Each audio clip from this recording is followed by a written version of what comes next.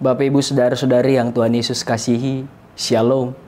Firman Tuhan kita pada hari ini terambil dari kitab Yoel pasalnya yang pertama, ayat 1 hingga ayat yang ke-12.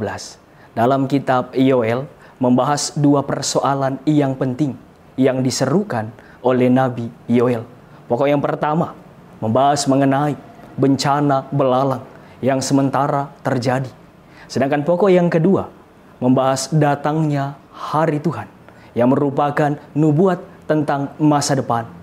Dalam firman Tuhan yang kita baca saat ini membahas mengenai hukuman Allah yang mengancam daerah Yehuda dan Yerusalem. Hukuman Allah ini dilatar belakangi oleh tindakan bangsa Yehuda yang memberontak melawan Allah, yaitu dengan cara melakukan penyembahan berhala.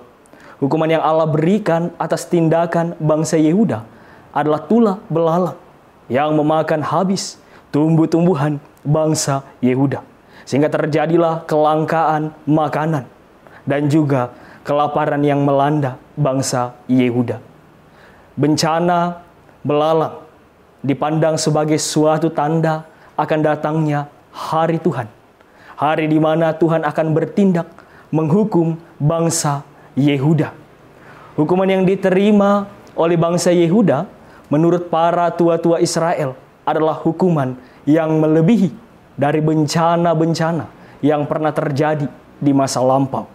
Bapak Ibu Saudara-saudari yang Tuhan Yesus kasihi, hukuman yang bangsa Yehuda terima bukan hanya berdampak pada kehidupan perekonomian saja, tetapi juga berdampak pada kehidupan rohani. Penyelenggaraan ibadah di Bait Allah dalam hal ini memberikan korban sajian dan juga korban curahan tidak dapat dilakukan lagi karena hasil tanah sudah habis, sudah binasa, dimakan oleh belalang. Inilah yang membuat para imam-imam dan para pelayan-pelayan berduka cita karena rumah Tuhan tidak dapat berfungsi lagi sebagai rumah Tuhan. Bukan hanya para imam dan para pelayan-pelayan, tetapi juga para petani, karena jerih payah mereka tidak dapat dituai. Kemudian Nabi Yoel menyerukan kepada bangsa Yehuda agar mereka meratap dan berseru kepada Allah untuk menunjukkan kesungguhan mereka, memohon pengampunan dan pertolongan dari Allah.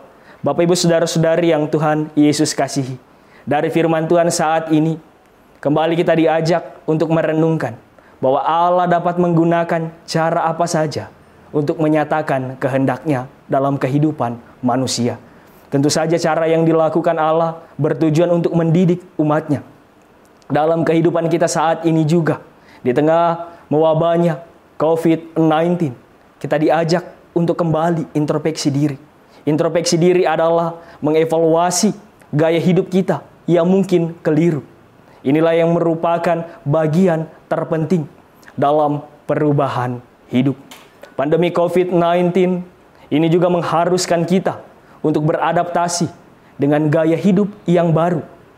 Dari cara kita bersosialisasi, cara kita bekerja dan belajar, cara kita memperlakukan Allah, dan bahkan cara kita beribadah.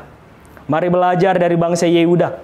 Di tengah-tengah keterpurukan mereka, bangsa Yehuda meratapi dosa yang telah dilakukannya untuk memohon pengampunan dan pertolongan dari Tuhan. Dalam minggu pemuliaan tanggal 24 Mei saat ini, sebelum Yesus naik ke sorga, Ia berjanji akan memberi kuasa kepada para murid untuk menjadi saksi dan pelayannya. Sebelum menerima, para murid itu harus berkumpul, bertekun dalam doa. Begitupun juga kita saat ini. Di tengah pandemi COVID-19, kita diajak juga untuk lebih lagi mendekatkan diri kepada Allah bersama dengan keluarga untuk memohon belas kasih Allah. Namun bukan hanya berdoa, melainkan kita pun juga harus mematuhi dan mengindahkan protokol kesehatan.